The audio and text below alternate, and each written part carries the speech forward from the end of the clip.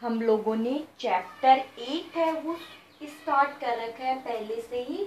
जहाँ वो जो चैप्टर 8 है वो किससे रिलेटेड है? सेल से रिलेटेड है।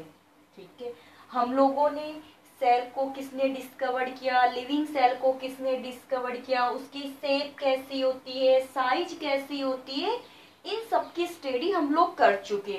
हमने जो टॉपिक स्टार्ट कर रखा था वो सेल की स्ट्रक्चर का कर रखा था, जो टॉपिक ले रखा है। ठीक है, अब सेल की जो स्ट्रक्चर है वहां पे हम लोगों ने कुछ पॉइंट्स को क्लियर कर लिया है, जैसे सेल मेम्ब्रेन, सेल वॉल, ये दोनों पॉइंट्स हमारे क्लियर हो चुके। मैंने आपको डायग्राम के थ्रू एक बताया था कि एक जो thin transparent covering of a cell is known as the cell membrane. फिर उसके बाद में a outer thick surrounded the cell membrane is known as the cell wall. और अपनी बात ये हुई थी कि जो सेल वॉल होती है वो प्लांट्स और बैक्टीरिया में प्रेजेंट होती है, एनिमल सेल में प्रेजेंट नहीं होती। ये कौन सी मेम्ब्रेन कर दी थी हम लोगों ने? सेल मेम्ब्रेन की बात की थी यहाँ पे। चलिए अब अपन और थोड़ा अंदर की तरफ चलते हैं। अब यहाँ देखिए, जैसे मैं ऐसी एक फॉर्म बना दूं अंदर की तरफ, देखिए मैंने बीच बीच में जो पोर है, पोर बनाए हैं, ये डबल मेम्ब्रेन कर दी मैंने ऐसे। अगर सेल के बिल्कुल सेंटर पॉइंट में क्या प्रेजेंट होता है? न्यूक्लियस प्रेजेंट होता है। जो न्यूक्लियस है इसमें भी मैंने कुछ फॉर्म बना दी जिनकी बात अपन बाद में करेंगे। तो ये वाली फॉर्म को क्या बोल देते हैं? न्यूक्लियस की है तो इसको क्या बोल दिया? न्यूक्लियर मेम्ब्रेन बोल दिया। क्या बोलेंगे? न्यूक्लियर मेम्ब्रेन बोल देते। अब देखिए ये तो हो गई सेल मेम्ब्रेन और ये वाली क्या हो गई? Nuclear membrane. सेल मेम्ब्रेन और न्यूक्लियर मेम्ब्रेन के बीच में ऐसे जेली लाइक एक सब्सटेंस प्रेजेंट होता है, ध्यान में रखिएगा। ये जो ऐसे देखिए मैं यहाँ बना देती हूँ, ये वाली जो फॉर्म है ये फॉर्म मैंने ऐसे बना दी, यहाँ पे देखिए। तो ये वाली स्ट्रक्चर किसकी होगी? न्यूक्लियस की। न्यूक्लियस की मेम्ब्रेन को क्या बोलते हैं? न्यूक्लियर मेम्ब्रेन बोला जाता है। तो न्यूक्लियर मेम्ब्रेन और सेल मेम्ब्रेन के बिटवीन में क्या प्रेजेंट होता है? जेली लाइक सब्सटेंस प्रेजेंट होता है, जिसको बोलते हैं साइटोप्लाज्म। तो पॉइंट क्या बन गया? स्ट्रक्चर की बात कर रहे थे। स्ट्रक्चर में फर्स्ट तो क्या ली थी? Cell membrane. द सेकंड क्या ली थी? Cell wall. और थर्ड फॉर्म क्या ले रहे हैं? साइटोप्लाज्म ले रहे हैं अपन। इन दोनों के मैंने आपको नोट्स भी दे दी, आपने नोट भी कर लिया, और सेल मेम्ब्रेन और सेल वॉल की वीडियो भी आपने देख ली। आज हमारा टॉपिक क्या है? साइटोप्लाज्म। तो साइटोप्लाज्म क्या होता है? ए जेली लाइक सब्सटेंस, यानी एक जैसे जेली होती है ना, चाशनी, वैसा एक सब्सटेंस होता है या लिक्विड होता है जो किस किस के बीच में प्रेजेंट है? सेल मेम्ब्रेन और न्यूक्लियर मेम्ब्रेन के बीच में प्रेजेंट है। तो ये jelly like substance present between the cell membrane and the nuclear membrane is known as the cytoplasm. अब ये जो साइटोप्लाज्म होगा इसमें मैनी स्ट्रक्चर प्रेजेंट होती है, जैसे ये फॉर्म हो गई स्ट्रक्चर की, कुछ ऐसी फॉर्म में होते हैं, ठीक है, कुछ ऐसे नेटवर्क की फॉर्म में प्रेजेंट होते हैं, तो उनको बोलते हैं ऑर्गेनल्स। क्या बोलते हैं? ऑर्गेनल्स। यानी cytoplasm contain various form is known as the organelles. ये ऑर्गेनल्स कौन से, इनकी बात अपन आगे करेंगे। अभी तो आपको यही देखना है, jelly like substance present between the nuclear membrane and the cell membrane is known as the cytoplasm. चलिए नेक्स्ट स्ट्रक्चर में अपन क्या लेंगे? अब न्यूक्लियस। तो इसको रफ कर देते हैं। न्यूक्लियस यानी कि जो सेल होती है, सेल के बिल्कुल सेंटर पॉइंट के अंदर एक स्फेरिकल फॉर्म प्रेजेंट होती है, जिसको क्या बोलते हैं? न्यूक्लियस। यानी 3 नंबर पे हमने देखा साइटोप्लाज्म, 4 नंबर पे अपन किसकी स्टडी करेंगे? न्यूक्लियस की। तो a spherical form present the centre of the cells. जैसे मान लीजिए ये सेल है, इस सेल के सेंटर में क्या प्रेजेंट होता है, न्यूक्लियस प्रेजेंट होता है। तो सेंटर ऑफ द सेल्स क्या होता है, न्यूक्लियस होता है। न्यूक्लियस को डिस्कवर किसने किया था, रॉबर्ट ब्राउन ने। रॉबर्ट ब्राउन ने इसको क्या किया है, डिस्कवर। चलिए, सेल को रॉबर्ट हुक ने किया था, लिविंग सेल्स को एडमंड वॉन लीeuwenhoek ने किया था, और न्यूक्लियस को किसने डिस्कवर किया है, रॉबर्ट ब्राउन ने डिस्कवर किया है। चलिए फिर अपन देखते हैं, एक जो न्यूक्लियस की स्ट्रक्चर देखते हैं। एक सेल के सेंटर में क्या प्रेजेंट होता है, न्यूक्लियस। कैसी फॉर्म में, स्फेरिकल फॉर्म में। जैसे मान लीजिए ये अपन बात करते हैं किसकी, एक स्ट्रक्चर की बात करते, तो लीजिए ये स्फेरिकल फॉर्म पर ये सेल के सेंटर में होती है। मैं बाहर की साइड बना रही हूँ आपको समझाने के लिए।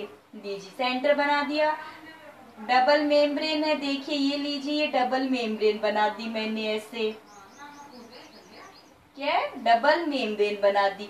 तब इसको क्या बोलते हैं, न्यूक्लियर मेम्ब्रेन। क्या हो जाएगी ये,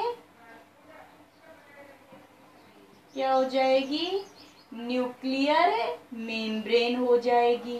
तो a double layer surrounded the nucleus is known as the nuclear membrane. अब देखिए ये क्या करती है, किस किस को सेपरेट कर रही है, ये साइटोप्लाज्म, बीच में साइटोप्लाज्म, तो सेल मेम्ब्रेन और साइटोप्लाज्म न्यूक्लियर मेम्ब्रेन दोनों के बीच में क्या आ जाएगा, साइटोप्लाज्म आ जाएगा।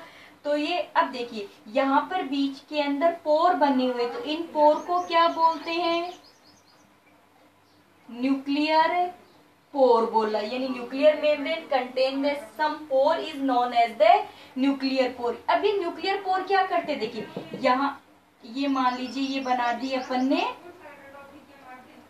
सेल मेम्ब्रेन बना दी, ठीक है, और ये क्या हो गया, साइटोप्लाज्म हो जाता है।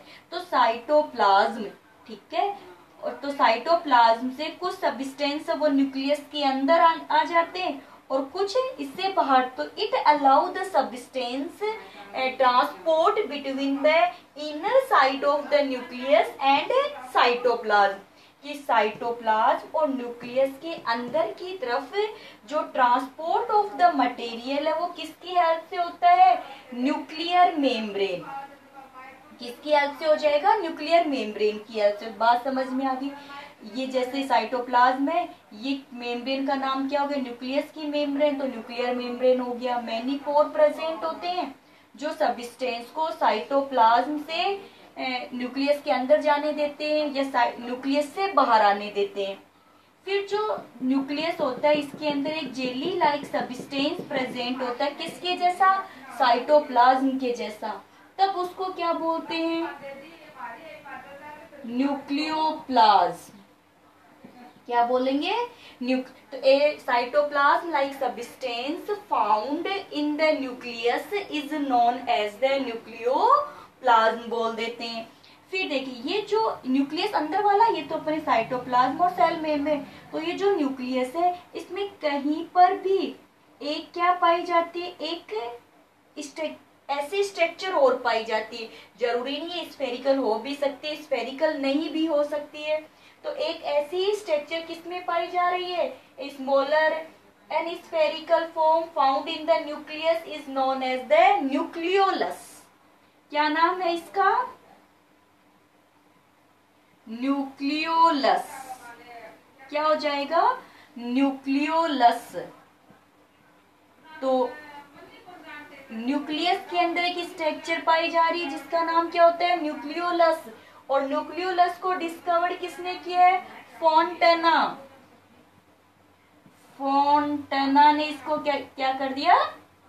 तो आप ध्यान में रखिएगा, न्यूक्लियोलस जो होती है डिस्कवर्ड क्या कर दिया अपन ने, फोंटाना कर देते हैं।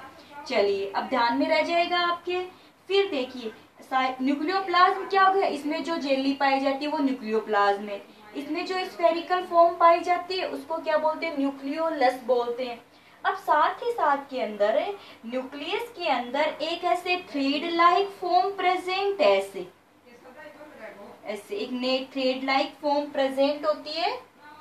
ये ऐसे ऐसे ऐसे थ्रेड के धागे के जैसे स्ट्रक्चर पाई जाती है। जैसे अपन ऐसे बनाते ऐसे, ठीक है, ऐसे धागे की जैसे, या फिर अपन ऐसे थ्रेड बना सकते हैं पूरा जाल। तो ये जो नेटवर्क प्रेजेंट हो रहा है ये किसकी फॉर्म होती है, मैं इधर लिख देती हूँ, क्रोमोसोम्स। ये मेन है भाई, ध्यान में रखना क्या है, क्रोमोसोम्स। देखिए अगर एक सेल से दो सेल बन रही है, यानी एक ये सेल है, इससे कितनी सेल्स बने, 2 सेल्स बने, 4 बने, तब तो हमें ये क्रोमोसोम्स दिखाई देंगे, वरना ये क्रोमोसोम्स हमें दिखाई नहीं देते हैं। चलिए अपन, मैं यहाँ से हटा देती हूँ, अपन बात करेंगे क्रोमोसोम की। तो न्यूक्लियस के अंदर थ्रेड लाइक स्ट्रक्चर प्रेजेंट होती है। न्यूक्लियस में क्या प्रेजेंट है, थ्रेड लाइक स्ट्रक्चर प्रेजेंट होती है, जिनको क्या बोलते हैं, क्रोमोसोम्स बोलते हैं।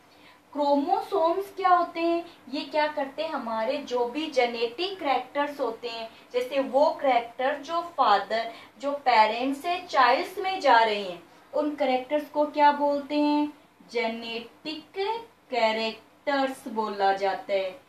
या फिर क्या बोलते हैं, इनहेरिडेटरी कैरेक्टर्स। क्या बोलेंगे, इनहेरिडेटरी कैरेक्टर्स या फिर जेनेटिक कैरेक्टर्स।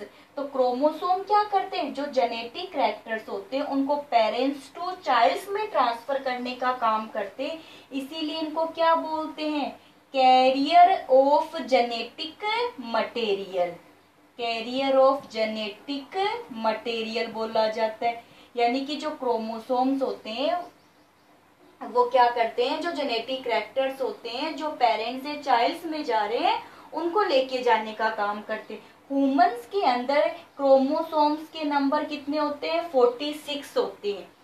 जितनी भी सेल्स होती है, अनकाउंटेबल सेल्स होती है हमारे अंदर, तो जितनी भी सेल्स होती है उसमें क्रोमोसोम के नंबर कितने होते हैं, 46 होते हैं। ये आपके सिलेबस में नहीं है, बस आप लोग तो ध्यान ही रख लेना कि ह्यूमन के अंदर की सेल, ह्यूमन की जो सेल्स होती है उसमें क्रोमोसोम्स के नंबर कितने होते हैं, 46 होते हैं। 46 का मतलब है 23 पेयर।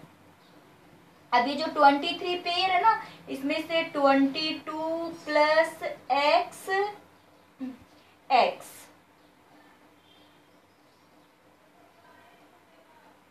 22 प्लस एक्स, ठीक है।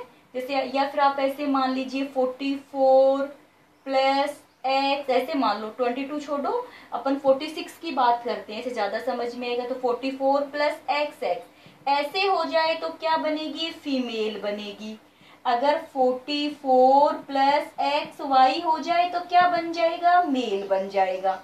तो 44, 45, 46 हो गए, क्या हो गए, अब ध्यान, अगर पेयर में करोगे तो 22 प्लस एक्स ऐसे, 22 प्लस ऐसे। तो आप लोग तो 40 ये वाले ध्यान में रख लीजिए कि क्रोमोसोम्स के नंबर कितने होते हैं, 46 होते हैं। चलिए अब उसके बाद में ये आपको जरा ध्यान में रखने की जरूरत नहीं, मेल की कौन से बाद में बात करेंगे, हालांकि चैप्टर में आएगा अपने आगे। तो आप ध्यान की क्रोमोसोम के नंबर कितने होते हैं, 46 होते हैं। 44 प्लस एक्स, एक्स किसके लिए, फीमेल के लिए होता है। 44 प्लस एक्स वाई किसके लिए होती है, मेल के लिए। एक्स वाई है तो मेल, एक्स एक्स है तो फीमेल बनेगी। तो क्रोमोसोम्स क्या हो गए, 46 होते हैं।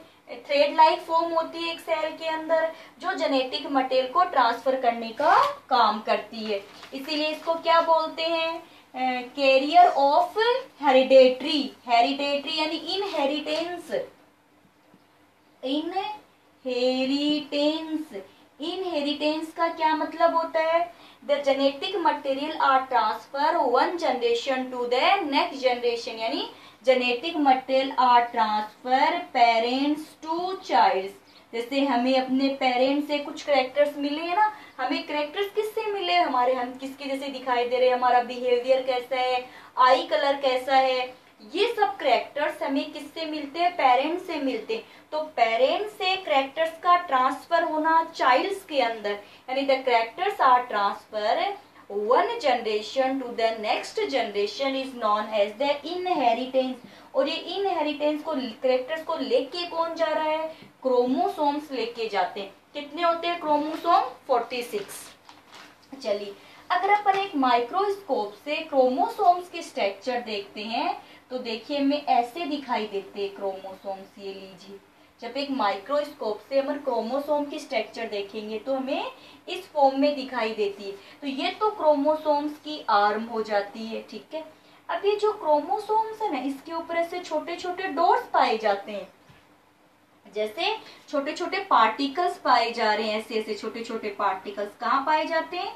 इन क्रोमोसोम पर, वो भी अनकाउंटेबल। देखिए क्रोमोसोम तो फिक्स है, 46 होते हैं, लेकिन ये जो डॉट पाई जा रही है ये क्या होती है? अनकाउंटेबल होती है। तो ये पार्टिकल्स, जो क्रोमोसोम पे जो पार्टिकल्स प्रेजेंट होते हैं उनको जीन बोलते हैं। तो gene is responsible for the characters, ठीक है। ये इसको क्या कर, देखिए जीन किसके लिए? हमारे कैरेक्टर्स के लिए होते। इसको क्या बोलते?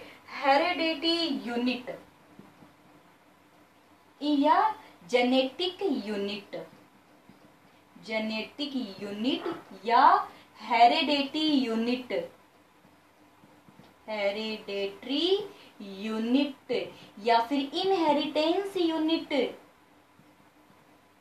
कोई भी नाम दे सकते हो। यूनिट यानी यूनिट नाम आते ही कौन होता है? जीन होता है, ठीक है। और कैरियर कौन होते हैं? क्रोमोसोम। तो जीन क्या है? जीन क्या होते हैं? ये हेरिडेटरी यूनिट होते हैं, responsible for the characters in the humans present on the chromosomes and transfer one generation to. क्योंकि क्रोमोसोम जाएंगे तो इनका जाना भी तय होगा। तो कैरेक्टर्स कहाँ से आ जाएंगे? जीन से आते हैं। तो आप ध्यान में रखिएगा, जीन हमारे लिए, कैरेक्टर्स के लिए रेस्पॉन्सिबल कौन होता है? जीन होता है। अब मैं थोड़ा सा आपको एक और बात बताती हूँ, क्योंकि ये पूछ लेगी क्रोमोसोम। देखिए हमारी जो बॉडी होती है उसका जेनेटिक मटेरियल होता है डीएनए। तो आपसे ये पूछे कोई जेनेटिक मटेरियल क्या है, तो आप क्या बताओगे? DNA, deoxy ribo nucleic acid, deoxy ribo nucleic acid. DNA पे क्या पाए जाते हैं? क्रोमोसोम्स। क्रोमोसोम्स कितने होते हैं? 46 होते हैं। 46 में 44 प्लस एक्स, एक्स फीमेल क्या हो जाएगा? फीमेल, या फिर 44 प्लस एक्स वाई क्या हो जाएगा? मेल, ठीक है। ये जो क्रोमोसोम्स होते हैं इनको क्या बोलते हैं? कैरियर ऑफ जेनेटिक मटेरियल, को लेके जाने वाला, है ना। और इनके ऊपर क्या पाए जाते हैं? जीन पाए जाते हैं। और जीन क्या हो गए? Responsible for the genetic characters, या जेनेटिक यूनिट बोल सकते हो, इनहेरिटेंस यूनिट बोल सकते हो। तो आप इसको क्लियरली आराम से 2-3 बार देखोगे, आराम से टॉपिक समझ में आ जाएगा। फिर देखिए यानी यहाँ पे हमारी स्ट्रक्चर कंप्लीट हो जाती है। किसकी? एक सेल की स्ट्रक्चर कंप्लीट हो।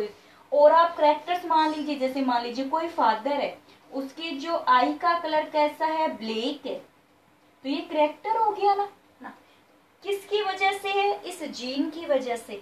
अब उनके जो चाइल्ड्स होते हैं उनकी भी आई का कलर कैसा हो जाए? ब्लैक हो जाए। तो ये कैरेक्टर्स, यानी ये ब्लैक कलर था ना कैरेक्टर्स, तो कैरेक्टर्स किसकी वजह से हुआ है? जीन की वजह से। तो ये जीन फादर से किस में आ गया? चाइल्ड्स में आ गया। जैसे मान लीजिए किसी की मदर है, उसके जो हेयर है वो करली है, हेयर कैसे है? करली हो गए मदर के। तो ये कैरेक्टर्स हो गया ना। अब कैरेक्टर्स किसकी वजह से हुआ है? जीन की वजह से हुआ है। और उसके जो चाइल्ड्स होंगे उनके हेयर भी कैसे हो जाएंगे? करली हो जाएंगे। तो ट्रांसफर हो गया ना वन जनरेशन टू। तो वो देखिए जीन तो वो हो गया करली वाला कैरेक्टर, उसको लेके कौन गया है? क्रोमोसोम्स उसको लेके जाता है। फिर देखिए एक वर्ड आता है प्रोटोप्लाज्म। क्या वर्ड है? प्रोटोप्लाज्म। तो देखिए अपन ने एक सेल की बात की थी, तो एक सेल के अंदर हमने क्या क्या देखा था? सेल मेम्ब्रेन, साइटोप्लाज्म, न्यूक्लियस, यही सब है ना। तो एक सेल के अंदर साइटोप्लाज्म प्लस न्यूक्लियस, साइटोप्लाज्म और न्यूक्लियस को क्या बोलते हैं? प्रोटोप्लाज्म बोलते हैं। A cell contain cytoplasm and nucleus is known as the protoplasm बोला जाता है। अब आप ध्यान में रखोगे प्रोटो प्लाज्म। ये था छोटा सा टॉपिक, ठीक है। अब आगे किसने डिस्कवर किया, ऐसे भी तो प्रोटोप्लाज्म को पुरकिंजे ने डिस्कवर किया था, बट आपके इतना है नहीं तो आप रहने दीजिएगा, बस वीडियो के थ्रू मैंने बता दिया किसने डिस्कवर किया है, पुरकिंजे। देखिए, सेल डिस्कवर की रॉबर्ट हुक ने, लिविंग सेल डिस्कवर की एडमोंड लेवेनहोक ने, न्यूक्लियस को डिस्कवर किसने किया, रॉबर्ट ब्राउन ने, न्यूक्लियोलस को किसने किया, फोंटाना ने, प्रोटोप्लाज्म को किसने किया है, पुरकिंजे ने। तो ये थोड़ा सा टॉपिक था, आराम से आप इसको अच्छे से देखोगे और फिर लर्न भी करोगे।